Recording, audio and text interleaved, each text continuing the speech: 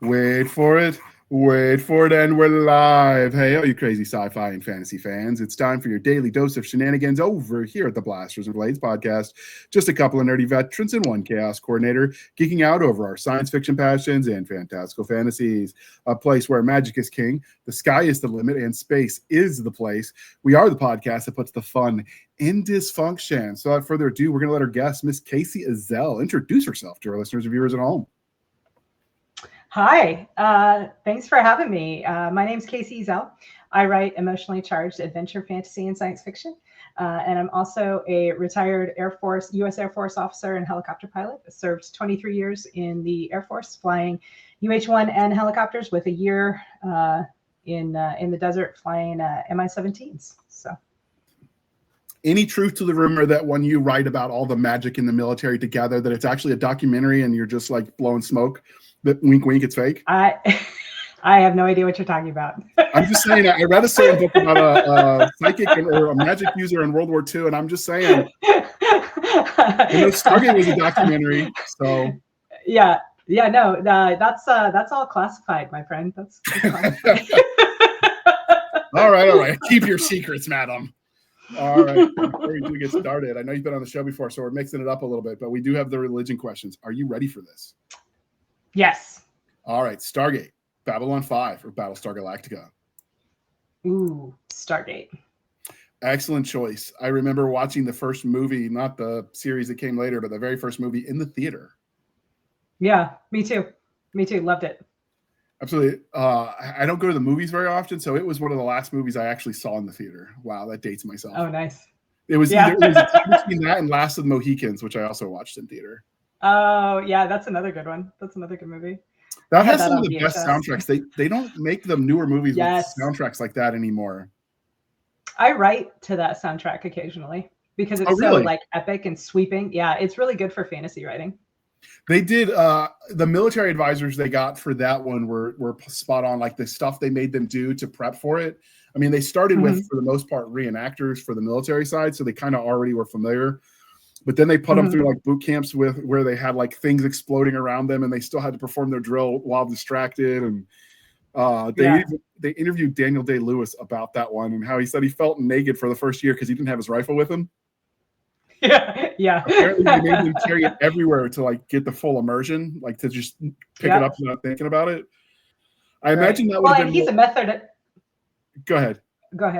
I was gonna say he's a method actor anyway, so like the immersion is super important to his process, right? So he would have like really taken all of that to heart and not like gone around it. You know what I mean? Absolutely. I'm just picturing though, because the long rhymes of the time were so long.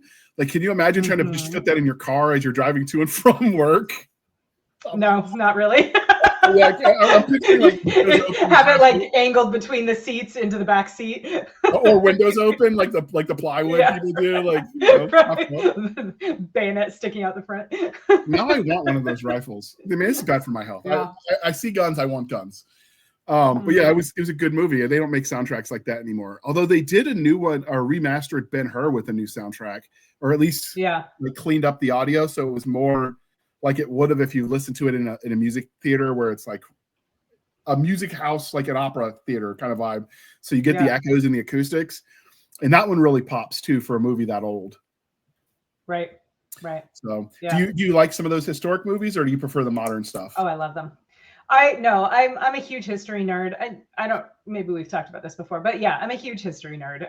And so I do really enjoy, like I read historical fiction. I love watching period pieces and kind of like, immersing in, because it's so fascinating, right? It's all about the story. Like, who were these people who lived in these like previous times, and how was their life different than mine? And yet how is it the same? Like, what are the common elements amongst the human experience that sort of transcend time? Those are the things that are always super interesting to me.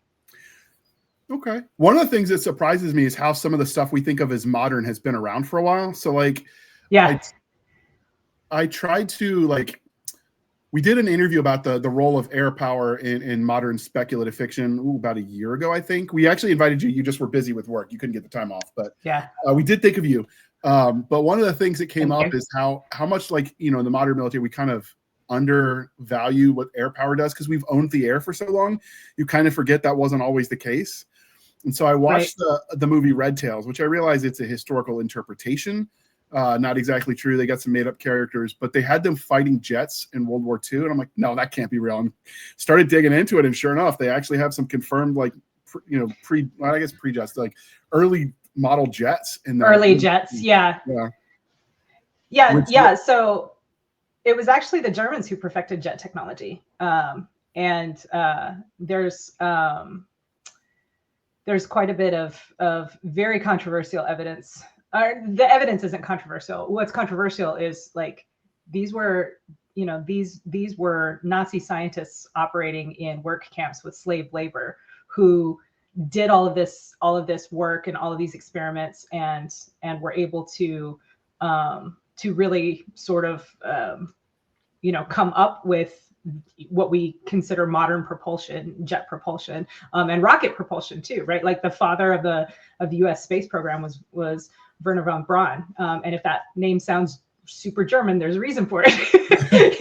So I knew we kidnapped them and we kidnapped them. We brought them here. They didn't really serve justice because we wanted their brains. I just didn't think. You were kind of right the first time. Yeah. I'm trying to be charitable. I don't remember learning that they were actually in use, which is a big difference of saying the theories were there, right, versus actually in practice, which really shocked me. And then I watched. Have you seen? Is it Masters of the Sky? I think it's called on Apple. The one about the World War II bombers, the Army Air Corps, which was the predecessor that became the Air Force. Like you hear about the ground invasions in like Normandy, but you don't really hear as much about the kind of stuff the pilots were doing. And like I think those bomber crews had lower life expectancy than some of the grunts. They did. They absolutely did. Yeah. So I did a lot of research for this for my very first novel, which it's called Minds of Men, and it's set in World War II, and it's basically about B-17 bomber crews who were flying out of England as part of 8th Air Force in the 1940s and World War II, and their life expectancy was in some cases measured in minutes, right? Just because, like, and the way that they would fly is so. Like it's mind-boggling to me as a I mean, I'm retired now, but as a semi-modern aviator, it's mind-boggling to me because what these guys would do is the B-17 was nicknamed the Flying Fortress because it absolutely bristled with defensive guns, right? You had the 50 caliber gun in the tail. You had 2 50 or 30 caliber machine guns on the side. You had the ball turret that had another. I think it was a 30 caliber in the ball. I'd have to check. And then you have like 2 or 3 up front, and then the flight engineer gunner would have like the top turret that had another 1 or 2 third caliber machine guns up top too. And I mean those things varied, like which model weapon they used varied by the model that of the aircraft. But the reason that it bristled like that was because they were getting. They were only defensive weapons, right? And so they would have to fly such close formation in order to create interlocking fields of fire so that the fighters couldn't come in and break up their formation. And like there's that. So that's one reason why they flew such close formation. But the reason that they did the big box formations was so that they could utilize the principle of mass and put like just a huge amount of bombs onto a single target because these were dumb bombs, like, right? There was no precision guidance in use at all. It was all gravity. Right. Yeah, gravity and the bombardier's eyeball, right? The Mark 1. Well, no, that's not true because they did have the bomb sight, the Norden bomb sight, but still, it was so in order to like take out a single target, you had to put like thousands of pounds of ordnance onto it, and the only way that you could do that was with these huge box formations of aircraft that were incredibly vulnerable. So, just thinking about like the reason why they did all these things and the things that those guys did and the primitive nature of their instrumentation is just mind-boggling to me, right? I actually had the opportunity to climb up into the cockpit of a restored B-17 at an air show a couple years ago, and like it scared me to think of flying through the weather over the English Channel in a huge formation in combat with like this incredibly primitive instrumentation. Like they didn't have any of the, of what we, modern pilots and aviators would utilize. Certainly they didn't have GPS, obviously, but they only had the most basic of radio navigation. One of the things that the radio operator was responsible for was he would have to like actively ping different radio antennas and then triangulate it on a paper map to figure out where they were. And he would have to update their progress along the route, utilizing these methods, right? It's insane. Crazy. It was almost like Master and Commander in the Sky, the level of detail those bombardiers. That's exactly what it was. Yeah. And the name of the Air Force, the show about the Army Air Corps in World War II is the Masters of the Air. I just did a quick Google. Okay. Like it definitely makes you appreciate it. Like I said, I come from a military family, but like I spent all my time in the infantry. So like that's my field of reference. And you're used to certain MOSs or certain fields of your military career being the front facing tip of the spear. And you can kind of forget that, the guys in the back with a cushy job, sometimes that wasn't so cushy because they had to get in bombers and fly over flak and go through that. It's definitely changed my appreciation of that. In fact, that's been after we did that air power episode like I said last season, Denote, a mutual friend of ours, Chris Denote, was like giving me all these recommended books for change my view. He's also the one who challenged me to try to write officers that were sometimes competent, because the enlisted trope of all officers are morons. Right. And so we've been going back and forth a little bit about that one. It's been Muggs is a great dude. Yeah, he is. Yeah. But yeah, it's one of those things you don't really expect when you go back there, is how much some of that stuff was in interest or was there, or like even Korea, we were already using helicopters as medical transports. Although anybody that's watched MASH knows that, but you don't really think of how some of our tech has been around for a while, because it seems so new now. Yeah. So, all right, before we got distracted, because we're polytheistic here on the Blasters and Blades podcast, Jumanji, Edward Scissorhands, or The Mummy? The Mummy. I love that movie. The Mummy is in so many ways like the archetypical fantasy adventure movie, right? To include like a really satisfying, very sweet romance plotline. Love The Mummy. The Mummy's also I don't know where you deployed. I don't know if you deployed to Iraq too, or just I was in Iraq. Okay, so I was in Iraq. The sunstorms, the sandstorms that are there is a good movie to point out what that looks like when the wall of roll, obviously minus the face appearing, but like the idea of the rolling sandstorm, like having been through that, I'm like, that is the closest I have seen to depicting that accurately on film. Yep, I agree. And the orange, the way that the light turns orange when there's all that dirt kind of vibe to the color. Yeah. And at first I thought it was poor cameras when you see pictures like that, and then you realize, no, that's in color. That's exactly what it looks like. Yeah. I sat through a sandstorm, and we were on Overwatch for a Cordon and Search, and so we're just sitting up there, watching and twiddling our thumbs when a sandstorm rolls in, and like we just all bunker down because you can't see anything anyway. So just get below the turret and try to look through the windows. Not that it's doing you any good. We had a We had a Cuisinart coffee pot rigged up to our battery, unofficial light, because the officers wouldn't have liked that. And while the sandstorm hit, our Singars went down because it just couldn't handle the dust.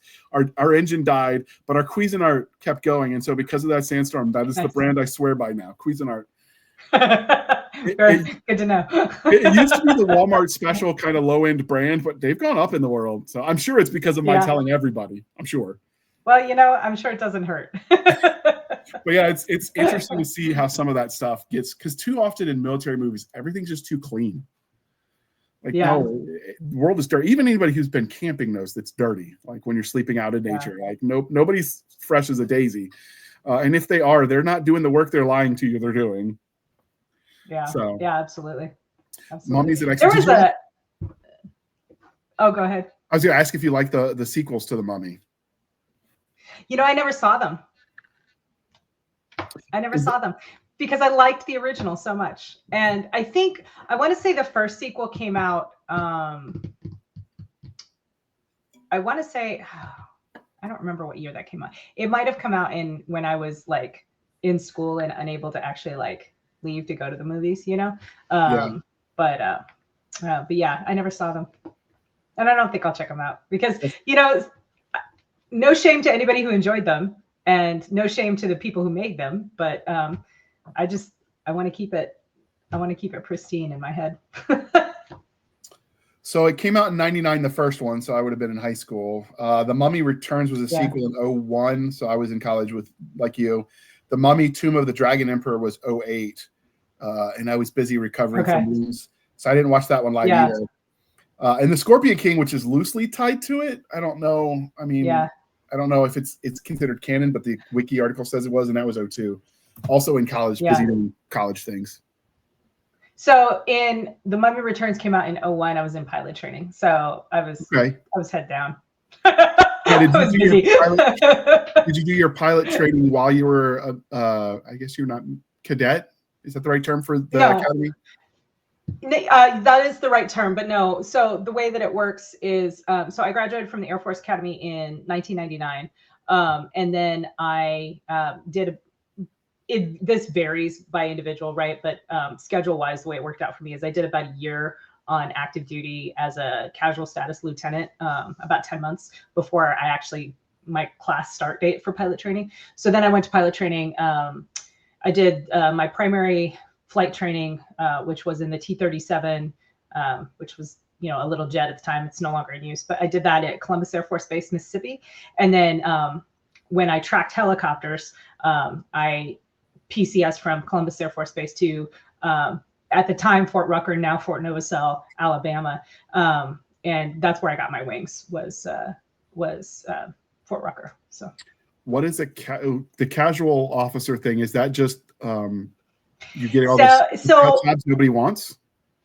No. It's, I mean, a little bit. The thing is that, like, you know, because of you know, Air Force ROTC, people always graduate in the spring, and the Air Force Academy always graduates in the spring. There's always like a huge glut of officer sessions around the May-June timeframe, and pilot training, like, you know, they can't, as many young lieutenants as they bring into pilot training, they can't take all of them at once, right? Because, you know, there's only so many jets, right? So, right, yeah. So they kind of stagger it out. So during that time, if you're some ROTC cadets or you know, graduates would actually not start active duty, you know, until like 6 months after they had graduated, and they would just, you know, kind of hang out in limbo before they started their active duty time, and actually got on orders. But because I was an Air Force Academy graduate, we were on orders as soon as we graduated. So so we would actually be assigned to a base. So I was assigned to the 9th Special Operations Squadron, which at the time was an MC-130 squadron down at Hurlburt Field, Florida. And you know, they're like, here's a lieutenant, put her to work. So I worked in scheduling for a little while. I worked as you know, the awards and decorations, in the awards and decorations section for a while. I was a snacko, you know, things like that. But it's not a bad deal, because it gives the young lieutenant an opportunity to kind of see what an operational squadron looks like. So I got to see, you know, how they spun up to deploy. I got to see how they, you know, redeployed people who were coming home. I got to see how, you know, sorties were generated and things like that. So it was fun. It was a good time. Part of that is for people, obviously, like, not everyone can be a pilot. Even people assigned to it, not everyone passes. I imagine it's a good way for people who, you know, got that opportunity, if they didn't go right away, could figure out what they liked, because you got to pick a job skill if you don't make it as a pilot, right? Like those people that wash out. I think that you get an opportunity to tell them what you would like to do if you are in the process of washing out, but it's not up to you usually. Needs of the military. Yep, that one little clause in every contract. Correct. Yeah. So obviously, like, you've written pilots into your story, and into your stories. So I imagine that's a direct, you know, your experience shows. But do you use your military experience in other ways when you tell stories? Do you think it changes you versus, absolutely, you know, Joe Smo off the street? Yeah, absolutely. So by the time this comes out, my most recent release will be Magelight. But before that, in April, I released, self-published a lit RPG story called Shadow Card Guardian, and the main character of Shadow Card Guardian is actually an Army veteran, and so I obviously didn't serve in the Army, but there are certain things, certain mindsets, and certain experiences that are common to those of us who have served, particularly those of us who have served in combat situations or, you know, under high stress situations. And it's not necessarily stuff that's unique to the military, because you see it in, like, you know, career firefighters and EMTs and, you know, ER docs. Like, you see this sort of, this mindset in people who end up having to deal with high stress, high pressure environments, with high stakes, right? If they're going to be successful in that environment, they end up developing certain mindsets. One of which is the compartmentalization mindset of, like, okay, handle your business now, and then it's, you know, worry about business now, get to where you're safe, and when you're safe, then you deal with, like, how you feel about it and process it and stuff like that. But handle business first, get to where you're safe, and then when you're safe, process it. And so I wrote that into Shadow Card Guardian, because the main character is teaching her 14-year-old nephew basically how to exist in this, you know, this new environment that they found themselves thrust into. And that's part of what she teaches him. And I got, so when I released the book, I initially released it in serial format on a site called Railroad, that's very popular with lit RPG readers. And I got so many comments on the way that I had Dania teaching her nephew Jake, like, those principles, and all of that comes from my military experience. So I would say that there isn't a book that I've written that doesn't contain some piece of that, right? Because they all contain some piece of me, and that's my experience. So yeah, I have to check myself when I write the military stuff, because my default is to write a sergeant, because that's what I know, that's what I did. And I'm like, yeah. There's more ranks in the Army than Sergeant JR, and I have to remind myself, you know, to write differently. Yeah, we'll have to get you back later this summer. Baen booked all of May. Pleasant miscommunication, where I thought he was giving me 3 people, and I told him my open dates, and he filled all of them. Rabbit's nothing if not ambitious. So I'm like, well, you just booked May for me. Thank you. We'll have to get you back to talk about that lit RPG. One of the things I'd like to see of is, you know, it used to be popular in the 90s when Star Wars books were all the rage, and you had, like, Rogue Squadron and all of that. I'd like to see more, I don't know, you got Mil Sci-Fi Space Fleet, you got Mil Sci-Fi Space Marine, which is basically fighting man, fighting ship. I don't think there's enough content out there with fighter pilots as far as, like, sci-fi. I bet that could work really cool as a lit RPG if you do, like, upgrading stuff like those old games. That might be interesting. Well, and you see some of it. So a friend of mine, he doesn't know I'm going to say this, but a friend of mine who goes by the pen name of DM Rook, he has a book that just released called Hounds of Orion. And it isn't fighter pilots, but it's mech pilots. But a lot of the interaction that he has is very similar to the way that fighter guys operate. You know, I mean, I wasn't a fighter guy, but based on my interaction with them and you know, sort of my peripheral knowledge as a helicopter guy. So now, what is his name in the book again? I'm going to put that in the show notes so people can check it out. So his pen name is DM, the initials Delta Mike, Rook, Rook, and the book is Hounds of Orion, like the constellation. Yeah, it's fantastic. You'd love it, JR. It's something you'd really enjoy. Absolutely. I've been binging on audiobooks lately, so something to keep me walking. I had to up the amount of steps because I realized it was getting too easy. So now I have more audiobook time. Nice. So my goal is next year to be able to fit back into my dress blues. Although the dress blues I had are way different than what the dress blues look like now. But so I can go visit a friend of mine. So my former I actually have to. Oh, go ahead. My former first sergeant was one of those ones always complaining about our mustaches. He wasn't quite like the sergeant major in Generation Kill, but he was like right up there with nagging us about it. So I'm going to get back in my uniform, wear my uniform with a full beard. I'm going to take a picture and leave it at his grave. And I'll be like, how do you like my facial hair now?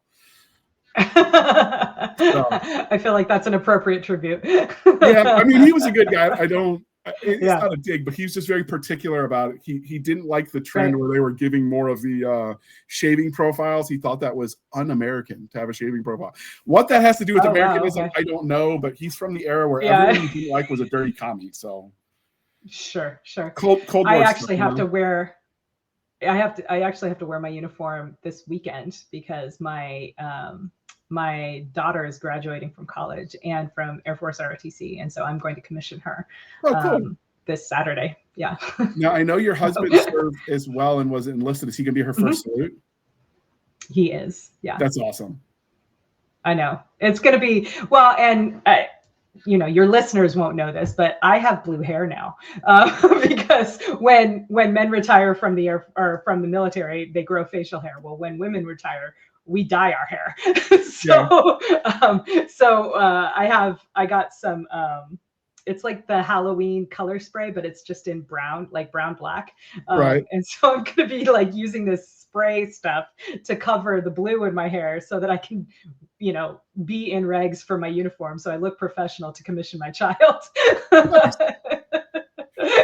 she want to be a pilot too?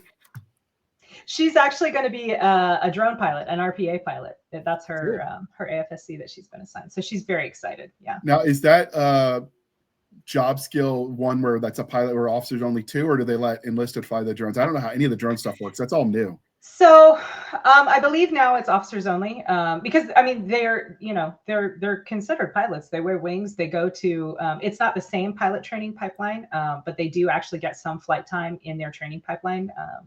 Cool. And so at one point there was a program for enlisted drone pilots because I know a guy who did it. And he actually was an HH-60 flight engineer who went and did this program.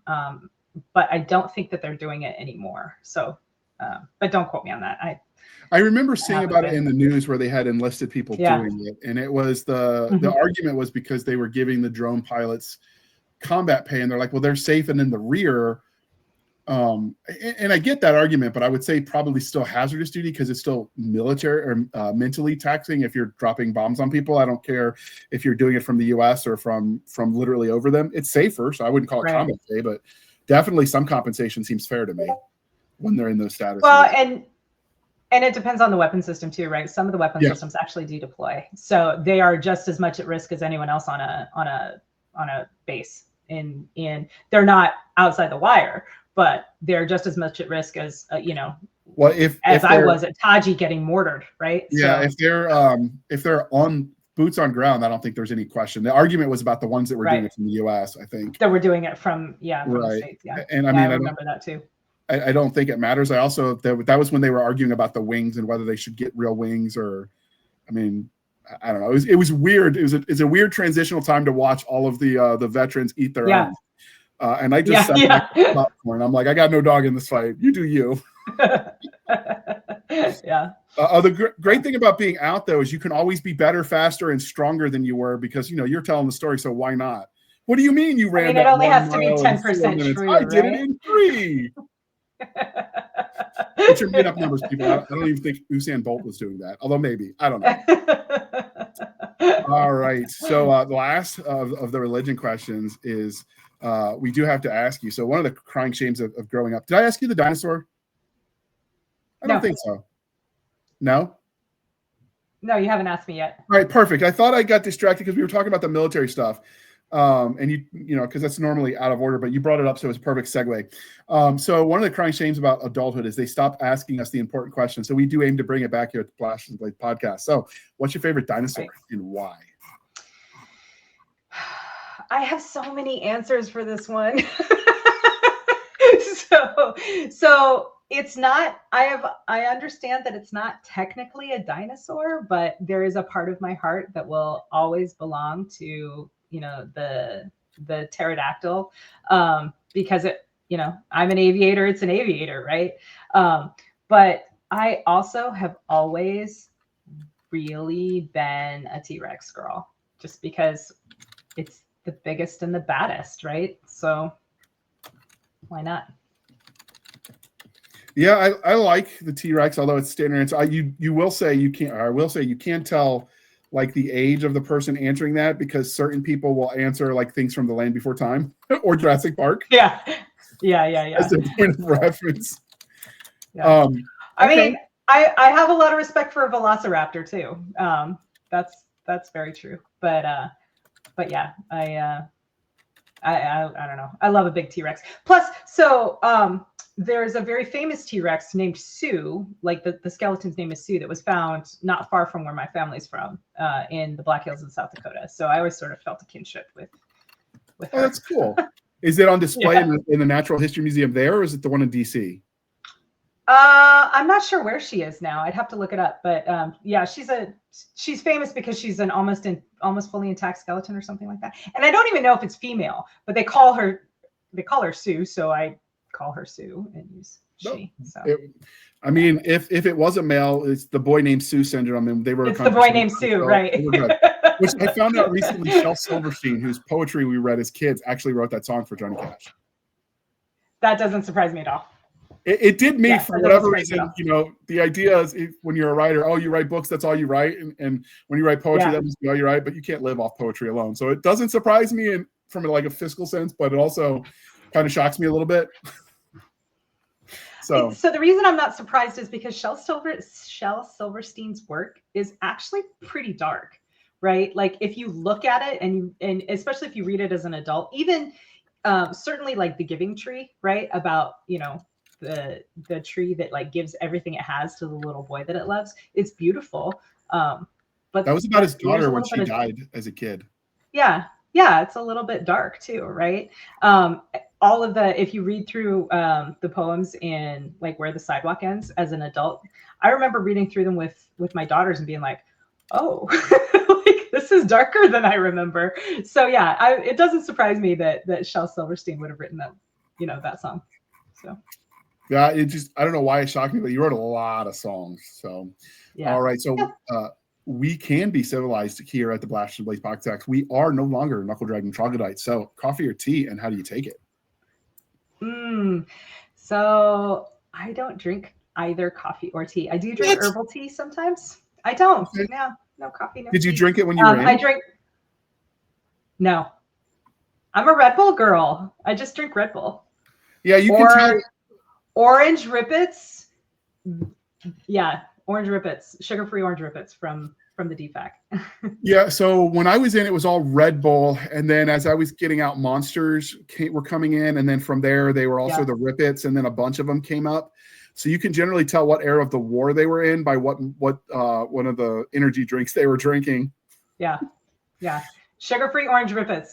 We would get them, and so in our chews we had like little mini fridges, and for whatever reason mine was like really, really good, so the top shelf of it would get icy, so I would stack all the little Orange Rippets on the top shelf of it and then bring them with me, and then it was like an orange slush, high octane orange slush that I would chug them. I remember standing, this is one of my like one of those crystal like memories of my deployment, is it was Ramadan, and so we weren't flying until really late. We weren't taking off until really late because we were flying with Iraqi crews, and they had to do their fast throughout the day, and then we had to give them time to so they didn't drink any water, and this was like in the summer, and so we had to give them time to eat and hydrate and rest before they were like functional enough to actually go fly a 4-hour goggle mission. So I remember standing on the ramp at Taji at like midnight, chugging to like just slamming one Rippet after another, 1, 2, and then like getting in and going to fly. And just the memory of doing that makes me go, God, what was wrong with me? I have some questions. Now, Taji was the base with the moon dust, right? The really fine sand. Was that Taji? Yeah. Because we would get the sandstorms coming through, and then it would be like orange air for 4 days. I would walk out of the shower, and by the time I walked from the shower trailer to my chew, there was mud in my hair from my wet hair being in the dirty air. I believe it. So I was there in 2003 and 2005. So we were still living in tents when I was there, but they started moving to the container housing partly because all the grit getting in all the equipment, because it was getting under the tent flaps. Yep. So it still got in. It still got in our chews too. Yeah, in around the door. the windows, the air conditioner, all of it. Yeah, it was definitely an interesting time to be there. Although I guess my formidable memory like that was we came back from a mission. We were doing a run to Baghdad. We got back to Camp Arifjan, which is where our unit was out of, and then we were just constantly fob jumping. So I had a tent there in theory that had my name on it. I almost never got to see it. But while we were there, we went to the USO tour that Sergeant Major did for Christmas of 04. And Stuart Smalley's Al Franken is the guy's name, but that was his character. Yeah, did something and they wouldn't let us in, and he was out there smoking a cigarette. The dude was chain smoking like an NCO. I was kind of impressed. He saw them sending us away because we had blood on our uniforms that weren't ours, so they weren't going to let us go to the show to unwind. And he was like, "That's bullshit," and he took us in the back. He snuck us in the back actually because the MPs weren't going to let us in. Then we got to watch the show, and then afterwards he took us out to the pizza. They had the green bean coffee and what I think it was pizza. Yep. Was it Domino's that had the pizza there? We had Pizza Hut. It might have been pizza, whichever one it was. That Yeah. was the best coffee and pizza I've ever had, and it probably was crappy and generic, but we were eating it with him, and he was just making us laugh hysterically as we were eating. So that was one of my formative memories there. That is family friendly. That's a good memory. Yeah, that's a good memory. Yeah, that was the one that caused all the controversy because the Leon Tweeden thing. But I don't know. For my experience with him, he was a decent dude. So let that be what it was. The CHU, are those the Connex boxes, right? Yeah, it stands for Containerized Housing Unit. So it was basically like a shipping container cut in thirds, and each third was a room. So did they stack those, or were they just spread out? They were just spread out. Yeah. Some of the bases. I had seen that. We saw that at like one of our R&R bases. I can't remember which one. But in our case, they were just spread out. So okay. So that was an interesting experience. Did you you probably didn't have as many MREs because you were in the, I don't say you were in the rear, but like you could go to a DFAC at the end of the day. Yeah. You came back to base, so you didn't have to deal with that then. Nah. Okay. No. I was just saying, did they ever like MREs? Yeah. I was going to ask if they ever pestered you for your coffee since you didn't want it, but okay, that's fair. Yeah. All right. So before we get any further started, we're going to pause for a moment while we shamelessly shill for the man, and then we're going to come back and we're going to talk about the book that brought us here. Yes, please. Humanity's last hope is a combat sports champion. In the wake of humanity's great expansion across the stars, war was a thing of the past, and its armies and navies were disbanded. Disputes were settled by the ancient practice of trial by combat in the Gladius Leagues, where elite athletes, clad in advanced powered armor, fought in front of millions. Their motto was, "We fight, so others don't have to." Nick Warhorse Landry, Star Field Commander of the Foundry Warhawks, was content to live by that code until everything changed. His home planet fell under a terrifying alien invasion while he was light years away. But when the invasion reaches his current system, humanity has a defense. Unfortunately, that defense is Warhorse and his team of prima donna athletes. They're stars of the arena, but they're woefully unprepared for real war. With the guidance of the last surviving general from the expansion wars, these sports heroes are thrust into a battle for survival, and they'll have to learn fast, or humanity faces total extinction. Will Warhorse and his crew rise to the occasion or fall in the final battle for humanity's future? If you love high-octane military sci-fi, packed with powered armor, explosive action, and a touch of NFL swagger mixed with WWE bravado, Any Given Doomsday is an action-packed adventure you won't want to miss. Available now from Chris Kennedy Publishing at Amazon.com. All right. Thank you for sticking with us through that commercial interlude. Chris Kennedy Publishing, you might know those guys. I do. I was just thinking, that's a great series. The Gladius League series. That's a lot of fun. Yeah. LaVoice is a good dude. I like him. So, yeah, he is. All right.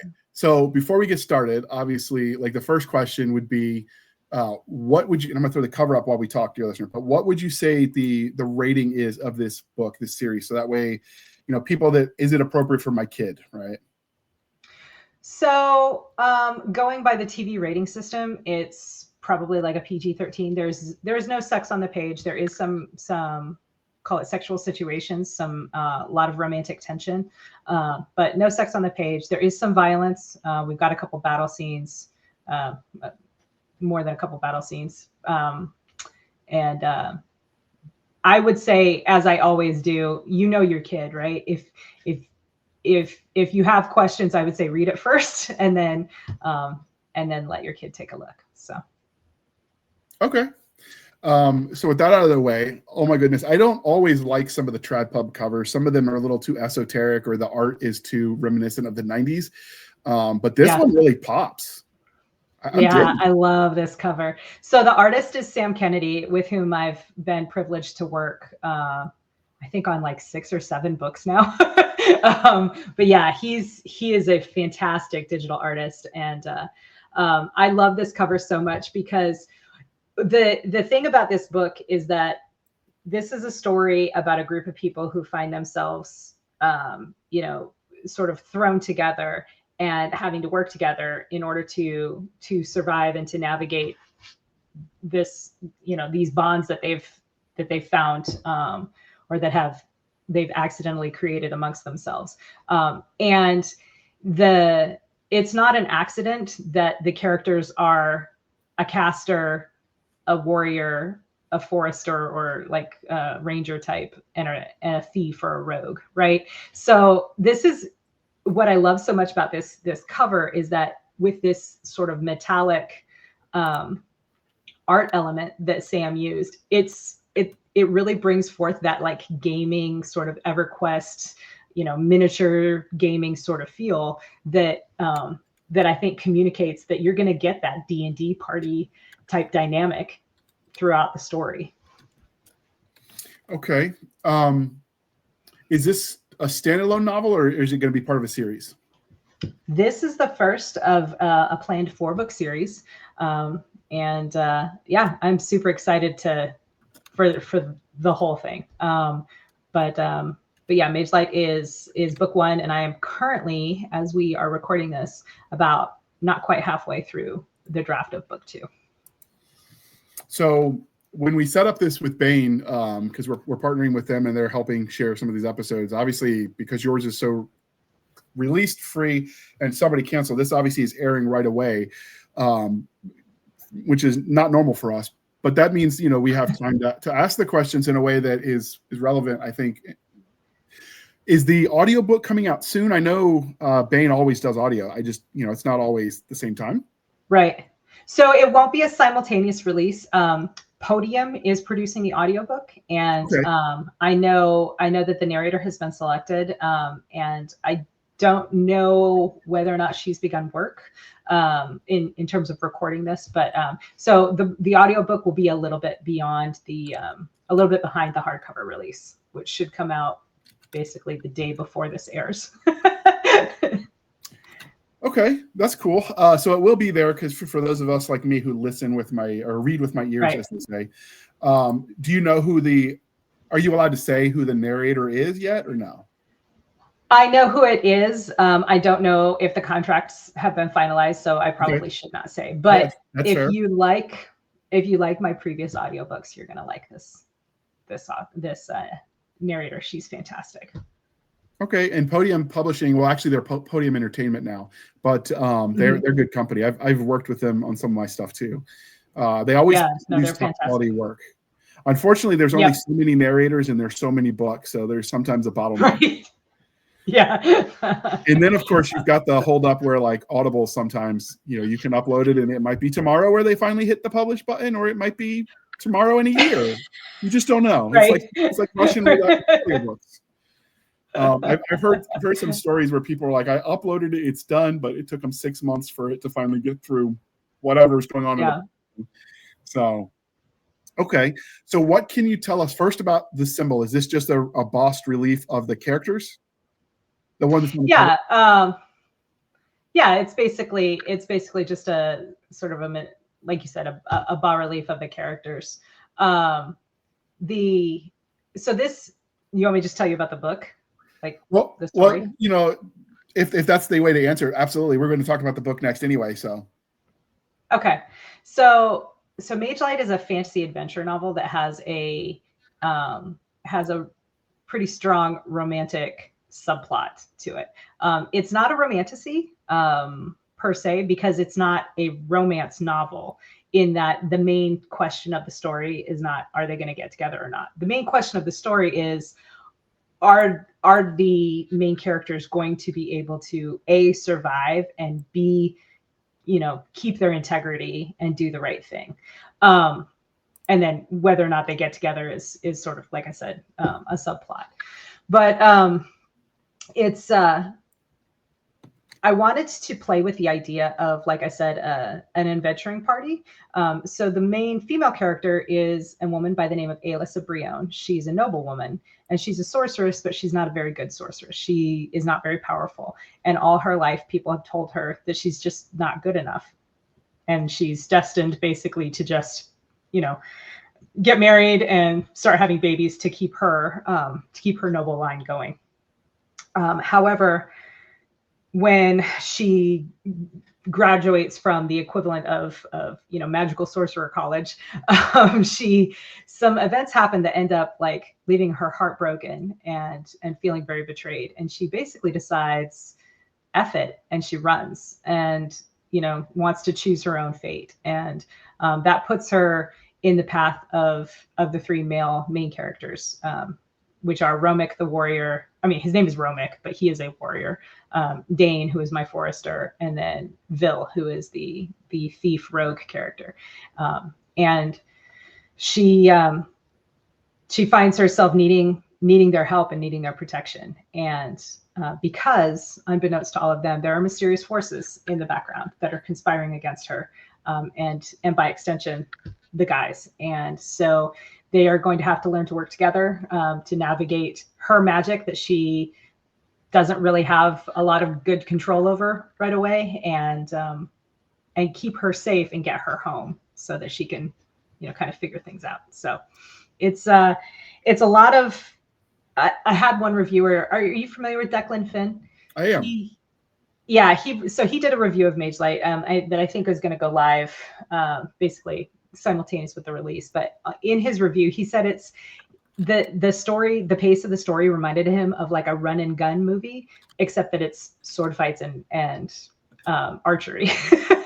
So, which I loved, right? Because I wanted to do something fast paced and fun. I really wanted to dig into that feeling of play that comes along with, because I'm a tabletop role play gamer, right? I play a monthly D&D game with some of my friends, and I just love that feeling of the party dynamics, working together to solve a problem, working together to fight against the enemy or whatever it is, trying to capitalize on each other's strengths and cover for each other's weaknesses. And that's really, what I was doing here with Magelight. So.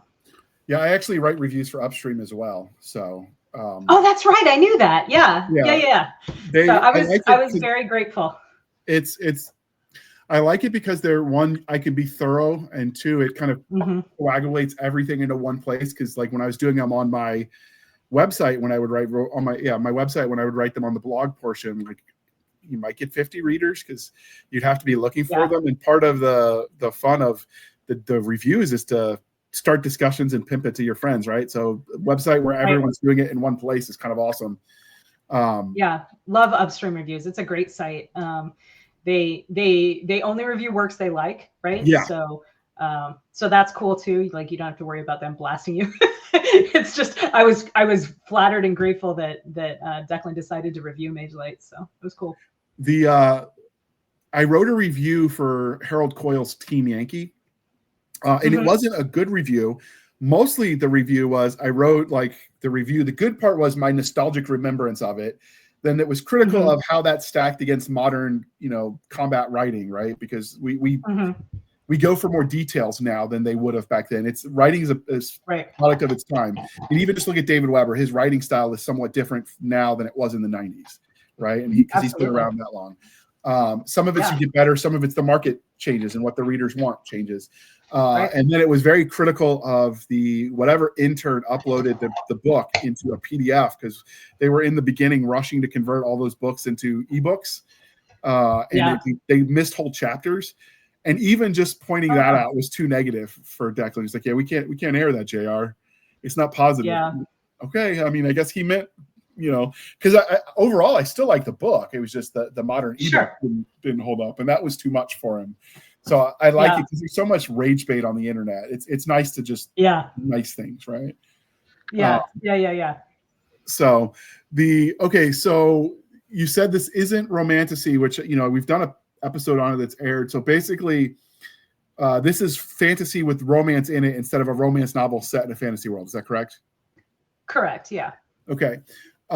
So is this a romance with her and just one of the characters, or is this one of those where you got to pick one because she's in love with all of them? Like what level of the romance are we getting here? So this is maybe a minor spoiler, but I will say I would categorize this as a why choose romance. In other words, she has emotional ties to all three of the characters, and they all have emotional ties to her. And in addition to that, they have emotional, although not romantic, ties of brotherhood between the three men. So that's what I'm talking about when I say they have to navigate these individual dynamics as part of their party and work together as a team, either in spite of or because of those ties between them. Okay. So is this a secondary world, or is it some sort of future post-apocalyptic Earth like Shannara? No, this is a secondary world. Yeah, this is a totally different world. Now, am I right in assuming that because there's a Sorcerer Academy that magic is just known and everyone knows about it? Yeah. So the way that it works in this world, the political structure in place at the time is that of an empire. However, the emperor is young and is ruling under a regency council. The imperial politics don't really play much of a role in this first book. They will play more of a role as the story progresses through the sequels. But think of like somewhat reminiscent of a Roman Empire or a Byzantine Empire, but with some elements that are more medieval. In this particular world, the noble families, the 20 noble families, are the ones who have the ability to utilize magic, because the ability to sense and manipulate energy in the ways that we would call magic is a genetic trait. And so the families that had that ability basically seized power at the end of the last period of anarchy and set up this empire with themselves at the head of it. So that's who the noble houses are. Commoners don't really have the ability to, it's not part of their family line to manipulate magic, but they're aware of it. And it's not really part of their day-to-day lives, if that makes sense. It does. So is this, obviously magic always has to cost something. Is this one of those ones where the magic comes from within and then they say the spell words? Is there rituals involved? How does the magic work in this world? So some of those answers are a little bit spoilery, because some of that is what Alis is figuring out as she's going through. But I'll tell you, at the beginning of the story, magic as she understands it is that magic is nothing more or less than the manipulation of energy, right? Energy that exists all around us, energy that is, because all matter is also energy, right? So getting into a little bit of quantum physics here, but what a mage can do is a mage can sense the accumulation of this energy and then funnel it through their body and their own mind and direct it towards whatever means they want to accomplish. And part of that direction happens with spell components, or by saying certain focusing words or something like that. Theoretically, they could be able to do it without any of that stuff, but nobody does it without any of that stuff, right? It's always tied to some sort of ritual, if that makes sense. Absolutely. So How soon into the story is she running away? Do we get a little bit of that Academy vibe that some of the stories do these days, Yeah. or does she run away pretty quickly? I mean, it's within the first chapter, but you do get a scene or two of her. She's basically, the story opens and she's accomplishing her final exams before graduation is what's happening. Do you think at any point in time you'll go back and revisit after the quadrilogy is done? I hope that's the right word. Yeah. Once the 4-book arc is done, do you think you'll go back and tell the story of the Academy stuff? That could be interesting to see the sorcerer stuff. Some of it. So actually right now on Baen.com, there's a free short story called Choices that is a prequel to Magelight. And we get to see a glimpse of what Aelis's life is like before the beginning of, before the events of the novel. So. All right. And that, you said that's on the Baen Free Library? It's on Baen.com and it's totally free. It's available, I believe, all month. So. All right, I will link to that in the show notes, and people can grab it if they're interested. Now, is that something they're reading? I don't know how that works on their free library. Is it something they read directly from the website, or do they download it and upload it to their Kindle? No, you can read it directly on the website. Can they upload it to whatever their e-reader is as well? I'm not sure. Okay. Well, hopefully they'll have that on the website, dear listener, when you go there, because like I said, I haven't actually used their free library yet. But they do have a bunch of books there. So, once you get Kacey's books, then you can explore around and find a bunch more.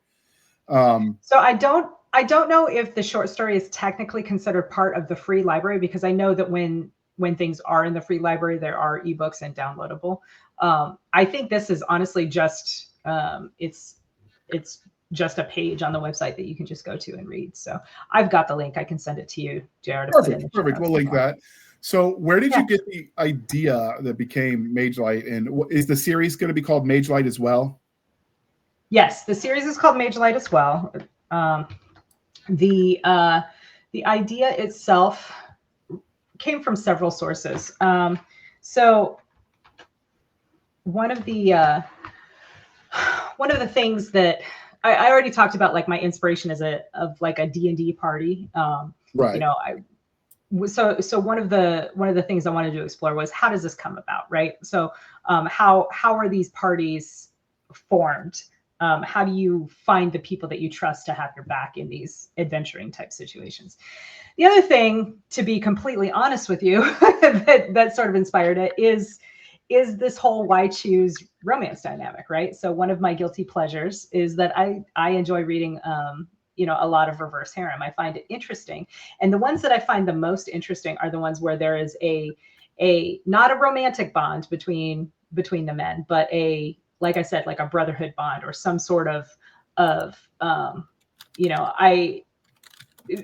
kind of relationship where it's like, yeah, I'd take a bullet for this dude because, I love him, even though we're not lovers and I don't want to sleep with him necessarily, but I protect him, right? I protect him with my life. You're absolutely okay. I get it, because I read some of the harem stuff just because it's fun. The Royal Guard Publishing puts out, because like you said, it's fun, like guilty reading, but you don't have to think too hard about it. It's just fun. It's the same reason. So if you're talking, I can't hear you right now. So just a second. Okay. I get the enjoyment of the genre. So. Where are you? All right. Sorry about that technical snafu, dear listener. There was some tech issues. We fixed it, edited it out, so you didn't miss anything cool. Just a lot of, can you hear me now? So we were basically like a bad Sprint commercial, but you were telling me that one of the inspirations was your guilty pleasure of the reverse harems. And I mentioned I read the male version of that, the harem that Royal Guard Publishing puts out, because I love Royal Guard. Yeah, it's no pressure. A lot of times it's just fun. Yeah. It doesn't ask a lot of deep questions sometimes. And there's, I guess you used to call them summer reads, the bubblegum pop of literature. So I get why they're enjoyable. So I totally get it. So was that specific dynamic, or did one of them inspire the idea of putting that in a game or in a party situation? Well, so the thing of it is that I love the reverse harem dynamic of, multiple competent, dangerous dudes who are all focused on protecting and loving this one particular woman. Like I said, it's sort of a guilty pleasure, right? However, the truth of the matter is, in real life, most competent dangerous dudes, now this is a generalization, obviously there are exceptions, but most competent dangerous dudes don't really want to share when it comes to their romantic partner, right? Not even with someone that they would consider like a brother. So my question was, well, what would make that quote unquote realistic? And the answer was magic. And so when I played with the idea of like, okay, well, what happens if you have like an imposed magical bond and a D&D party? That's sort of when it all sort of came together. So at the end of the day, Magelight is a story about choices and consent and what's real and what's magic, and you know, what will you do to protect yourself and to protect the people that you love, you know? It's, as they say, through magic, all things are possible. Right. Now, is their backstory important for the characters? Because that's the next part is we want to talk about the characters themselves. So does the, like some of gaming, they put elaborate backstories and it doesn't make any sense. I'm like, this dude, your character hasn't done anything yet. Well, I don't care, because if he slayed a dragon as his origin story and now you're fighting rats and you're barely living, it just doesn't narratively work, right? Like if you try to worry about that in your game context. So are these new adventurers on the male side as well, or are they seasoned people who've been out in the world doing the thing for a while? They have been out in the world doing the thing. What they have not been doing was being together. So you find this out a little bit at the very beginning of the story, but the backstory for the guys is that they were all born in the same village. They grew up as boys together. And when they were about 12, their village was attacked by bandits. They weren't there at the time. They were out in the forest playing together, and like the whole village was razed to the ground. Everybody was killed. So they come back home at dusk and to find their village in cinders and all of their families dead, and everything looted. And so they spend one very uncomfortable night together, you know, scrounge basically like an egg to have for dinner, and then they go and they hide in a cave, spend the night there in this cave that they had been playing in, wondering what are we going to do now. And the next morning, I mean, they're 12-year-old boys and they're scared to death, and they get into a huge argument, and because of that argument they separate, and then they don't see each other again for 20 years. During that time, different things happen to them, right? The biggest boy, Romic, he actually gets captured by bandits who may or may not, I haven't specified, be the ones that raised his village. And he fights back because he's a big kid, and he's, you know, belligerent and angry because his whole village has been slaughtered. And so they're like, oh, you're a fighter. Okay. So they take him and they sell him into bondage, into slavery, as a gladiator. They sell him to a gladiatorial stable as an arena fighter. And so he grows up fighting in a gladiatorial arena in one of the empire's large cities to the south. And his choices are basically get good or die. So he chooses to get very, very good. And he's starting at a very young age. So fortunately, like I said, fortunately for him, he's a big kid. And so he's able to survive. And he picks it up very quickly. And he gets so good that he's able to earn his freedom. But then he's like, okay, well, the only thing I know how to do is kill. So what do I do? You know, that's my only skill. What do I do? And so he ends up essentially doing the equivalent of enlisting in a mercenary company. Are you familiar with in like Renaissance Europe, they had the condottieri? Yeah. So it's basically like that, right? He serves there, works his way up to basically a lieutenant's commission, and but he doesn't really make friends, right? Because people find out that he's this celebrated, you know, arena champion, and you know, his peers are jealous of the attention that he's getting. His peers as officers are jealous of the attention that he's getting. His men like him because he's fair and he's a good leader, but you know, he can't socialize with them, so he's very alone the whole time. That's where he is at the beginning of the story. Dane, the forester, when the boys separated in the woods, he actually gets found by a man by the name of Bormare, who is an imperial forester. So the imperial foresters are a force of men who are entrusted with basically preserving and protecting the empire's natural resources, right? Most of them, in fact, almost all of them are, younger minor nobles and younger sons of the high house nobility. Boromir himself is the son of a minor noble house. He is a good man, and he fosters Dain and raises him as his own. And Dain, all Dain ever wanted was to be a forester. So he begs his father to sponsor him into the organization, which Boromir reluctantly does.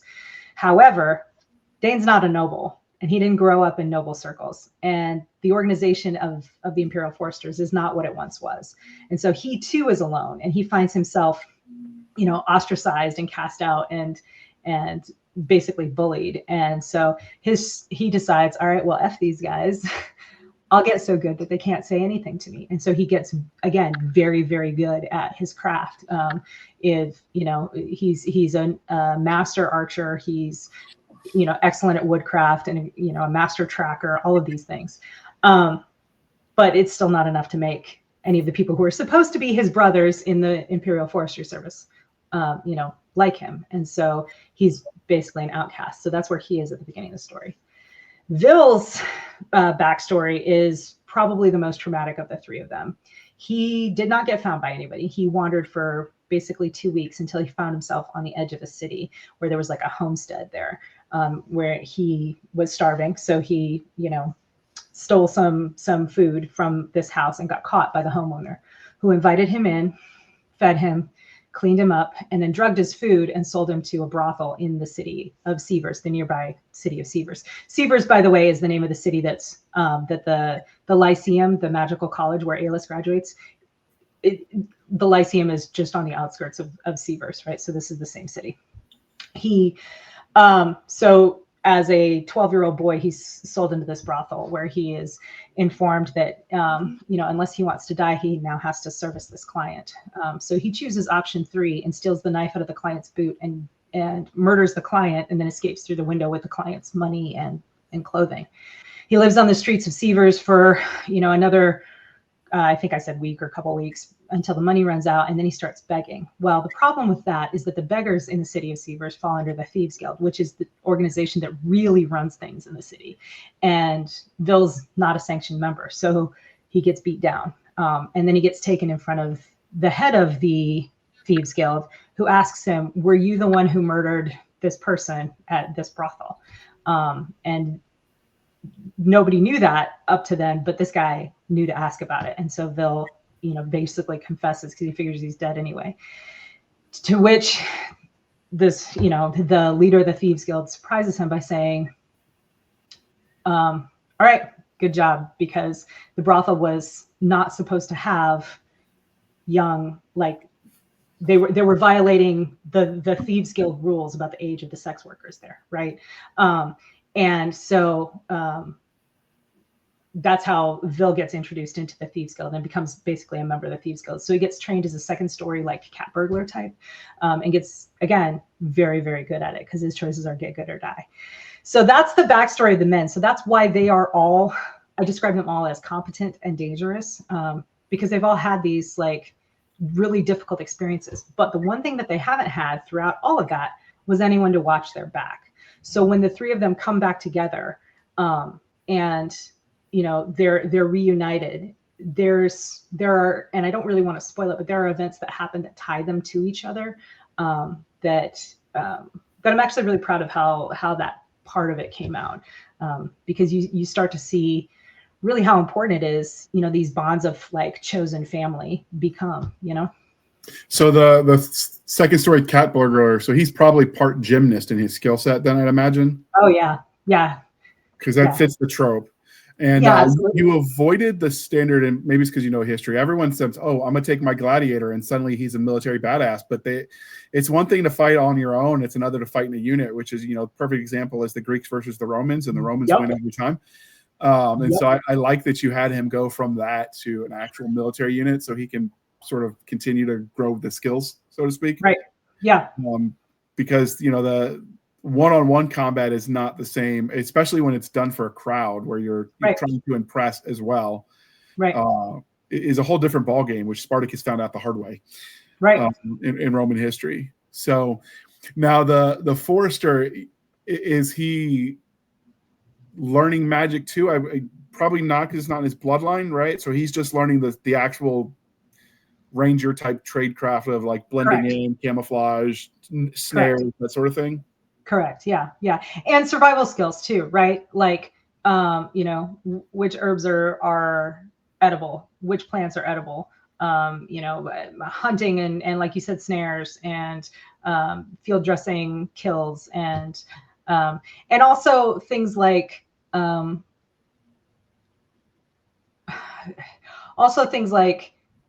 moving through the forest versus moving through you know, a glacial environment versus you know, how to make a fire when the wood is wet, like all of those kinds of things.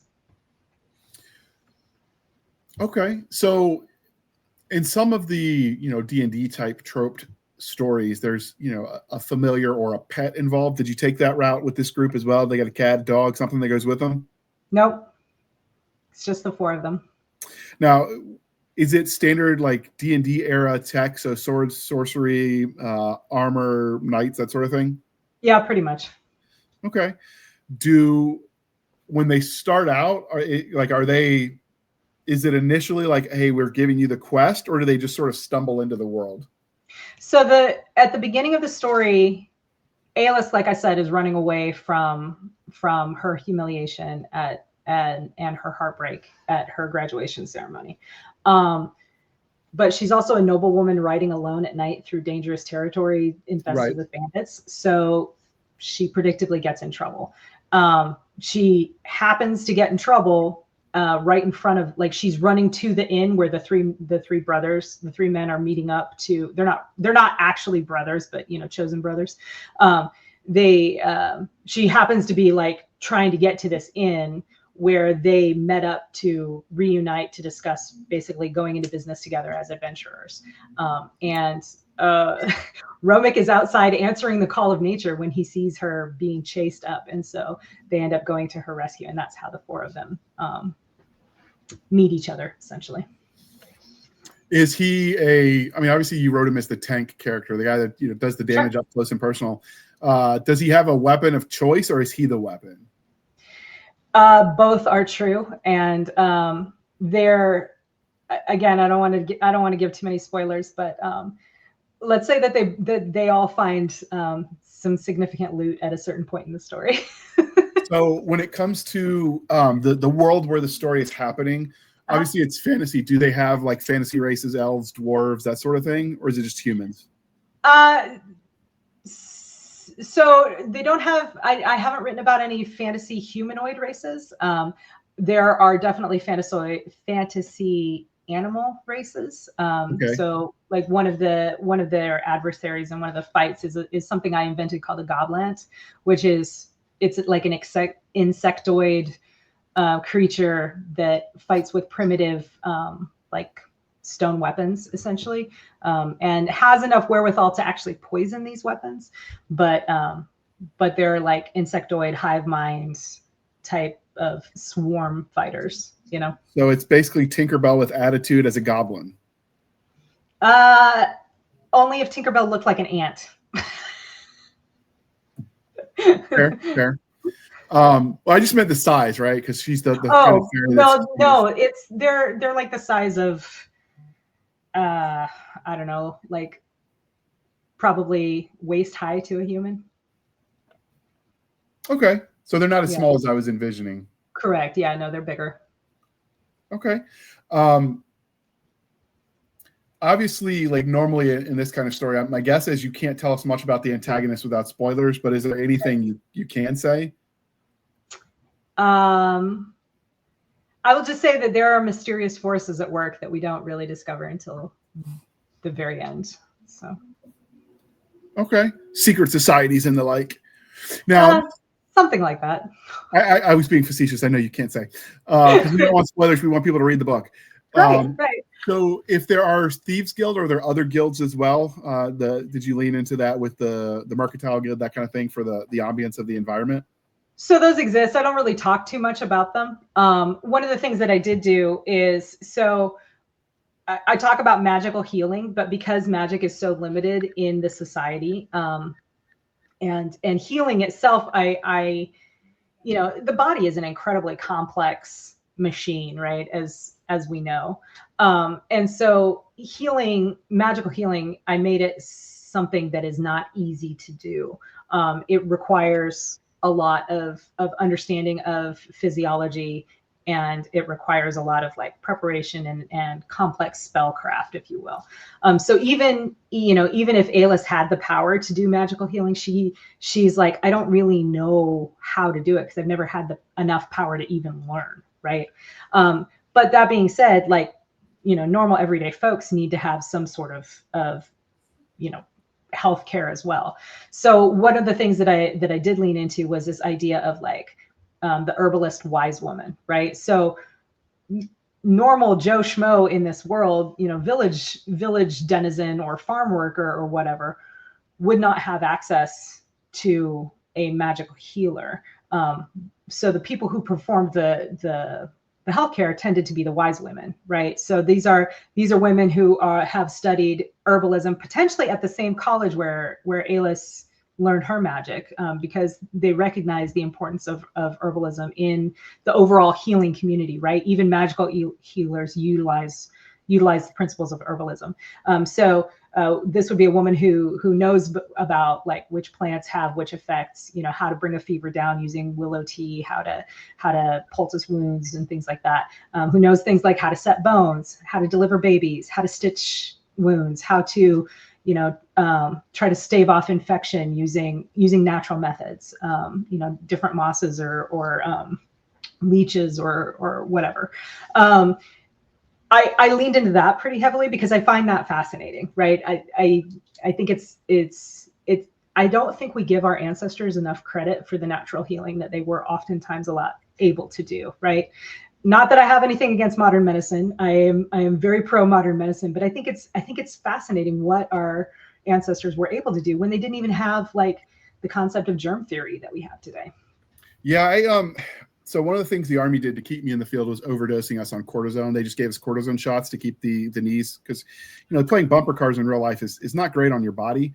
Right. So one of the things the VA doctor told me was like, that medicine existed before the pharmaceutical companies. So if natural medicine will work, do it, because we kind of, the Army hurt your liver. So I definitely am with you. Like, there are times when you need penicillin and a modern doctor, but there are times when herbs and such can help too.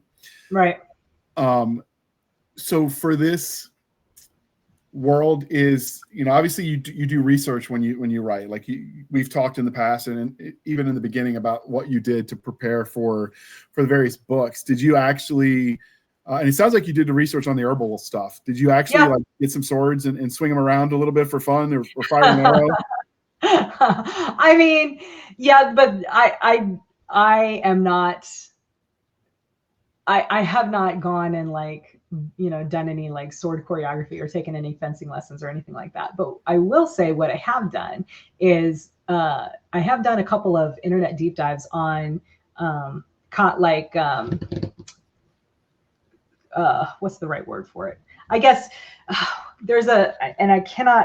I'm so sorry, I cannot remember the name of the YouTube channel, but there's just one particular YouTube channel where it's these two guys who they started as fencers, and then they started getting into like historical swordsmanship and learning about like, from the historical sources that we have that survive, about how people trained to use different swords, and they play around with it a lot, right? Like they do things like, with this crazy curved elf sword, how does this match up against, your basic longsword and stuff like that. I went down a deep rabbit hole watching YouTube videos about swordsmanship and fighting and fight choreography, and why Hollywood does it one way, but in reality it was probably this other way. And the kind of the bottom line that I learned from all of that is that sword fights are a lot shorter than we think they are. Like, they don't last long at all. Yeah, and mostly because any fight, like you want to get in and get out because it's tiring. Yeah. Obviously, when you're tired, it's not a good thing.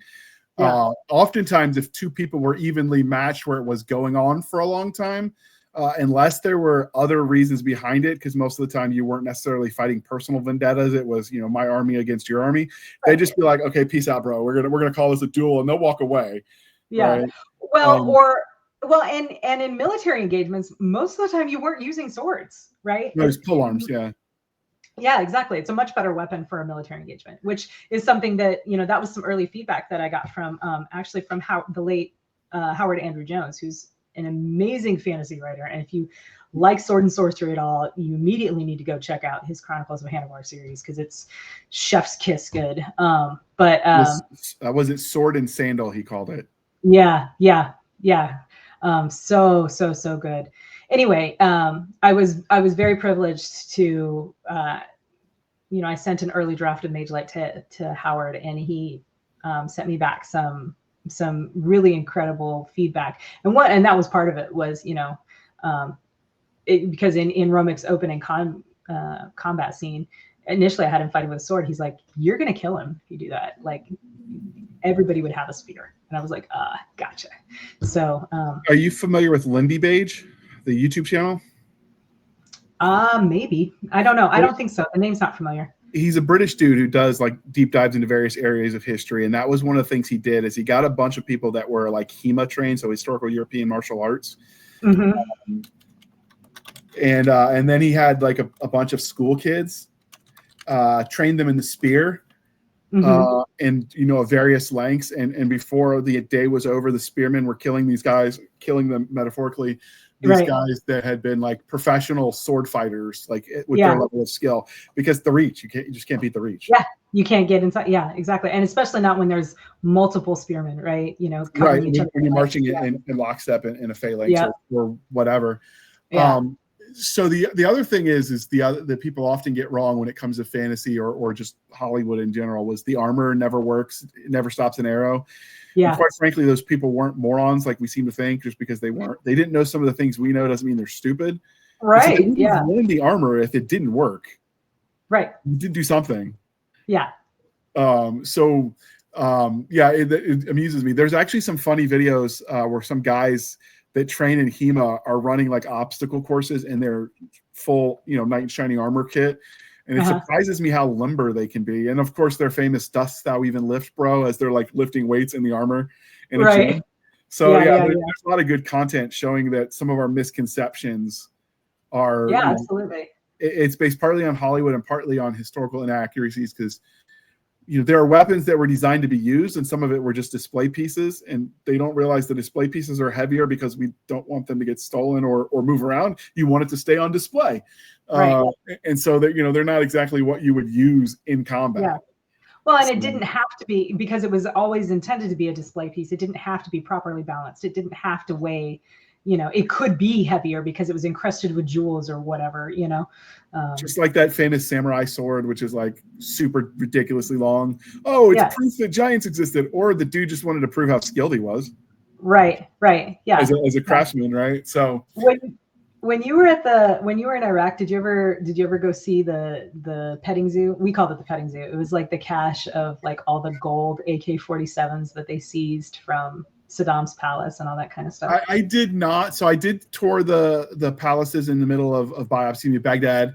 There was a base north of Baghdad that was where the Saddam's equivalent of the Secret Service, CIA type place. It was the prison political dissidents to.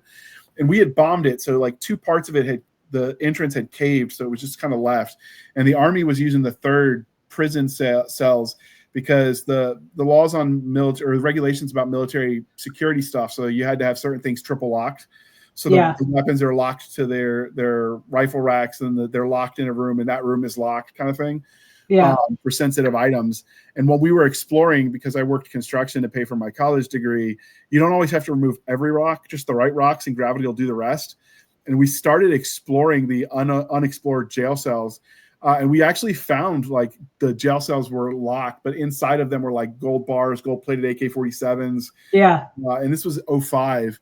And I remember sitting there with that sergeant I was with, and I'm like, I bet we could sneak these back to the U.S. and be rich. We were thinking like Three Kings in it, right? Three Kings, yeah. I was just thinking about that. We're like wargaming how we would do it. I ought to use this in a plot at some point, but we didn't get the chance because the MPs that were running this facility or came in and like, oh, we hadn't been exploring here, and look at this great find. And so I'm sure they got medals, and I got an Army Achievement ribbon for finding it and doing the work of exposing this cool tech. And I'm like, oh man, 10 more minutes and I'd at least had one gold bar, right? Like, right. But I mean, it's the reason I bring that up is because it's the same thing, right? Like, absolutely. Nobody was using that gold-plated AK-47 in combat. It was there to hang on a wall and show off, the owner's wealth and power. Same thing. Once it heats up, that gold's melting. What's that? I said once it heats up, if you fire it, the gold's gone. Yeah, absolutely. So it's the same principle behind the display weapons that we have. That absolutely. Survives. Yeah. Okay. Is there anything, because obviously we don't want to go into spoiler territory, is there anything we didn't talk about Magelight and the series that's coming after it that you think the readers need to know? No, I just, if you like fantasy, so there are two types of readers who I think are going to enjoy this story, and they're not usually part of the same audience. So I'm kind of interested to see how this goes. But if you're into fantasy adventure and, that sort of like D&D tabletop role playing, classic adventure style of story, of fantasy story, you're going to like Magelight. And if you're a why choose, reverse harem reader who likes a lot of tension and interpersonal dynamics, and if you're a romantasy reader who's ever said, I want just a little bit more fantasy in my romantasy, this is the book for you. So if you're one of those people, or one of those people, let them know about Magelight. Okay, and I will link to all that in the show notes, so you can check it out too. And I'll also throw in Lindy Bages, because if you enjoy history, dear listener, you'll enjoy this. And he does it like he breaks it down in a practical sense with hands-on stuff, because you can't beat actually like walking the ground, so to speak, when it comes to studying history, right? And understanding how that plays in. And so with that, this is the part, dear listener, where I remind you to please be kind and speak your mind on the reviewing platforms. Your reviews help the right readers find the right books, so do your part. If people wanted to track you down, as one does, their authors they like, Kacey, how might they find you on the wild interwebs? So the best place to start is my website. It's www.kaceyezell.net. From there, you can join my Dragons Horde, which is my fan membership. The basic membership is totally free, and you'll get like a weekly newsletter from me where I'll tell you about what's coming up, what I'm doing, all that kind of stuff. I also have a couple of paid tiers where if you can get early access to my books, to include my current works in progress. So if you're interested in that, you can go check that out. You can also find me on Facebook, Kacey Ezell, and you can find me on TikTok, Kacey Ezell. You can find me on Instagram at Kacey Ezell1, I think. And I'm also on X at Kacey Ezell1. So. And as usual, if she got it a little bit wrong, we link to all of it. Thank you. I appreciate that. Yeah, there's a reason we have link trees, right? That's right. So you did mention Dragon Horde. So, and I know you're a huge fan of dragons. Yes. Are there dragons in this book? Not this one. Okay. All right. And this is also, dear listener, if you episode, I think 560 was the Feral for Fantasy Summer event. This is part of it, which is what Griffin Barber had mentioned over at Baen. And you can find us, dear listener, on our Linktree, linktr.ee, Linktree/Blasters and Blades podcast. Again, Linktree/Blasters and Blades podcast, where we link to all the things, the BitChutes, the Rumbles, the YouTube, the TikToks, the Twitters, Spotify, Discord. We've got our Facebook group and Facebook page. We have our email, blastersandbladespodcast@gmail.com. Again, blastersandbladespodcast@gmail.com. For professional purposes only, people. Save the shenanigans from Stabby over there on the Instagram, Twitter, and the email. You can support the show by going to buymeacoffee.com/author J.R. Handley. Again, buymeacoffee.com/author J.R. Handley. Be sure to put in the comment section this for the podcast, and I promise I will keep my co-hosts duly caffeinated. They will drink that coffee brand coffee until it pours out of their eyeballs and swim away on a river of Java. And if you want some of that coffee brand coffee, you can use the link in the show notes. The code is Podcast Grunts. You get 10% off. We get a little bit of a kickback. It's a win-win, people. And with that, thank you for spending some of your precious time with us. For my crazy co-host, I am J.R. Handley, and this was the Blasters and Blades podcast. We'll be back next week at the same time, and we'll indulge our love of nerd culture, cheesy jokes, and all things that go boom. Thank you for coming on, Kacey. This was fun. We'll have to have you back. It's always a blast. Yeah, thanks for having me. I appreciate it. All right, with that, we're going to hit the end button.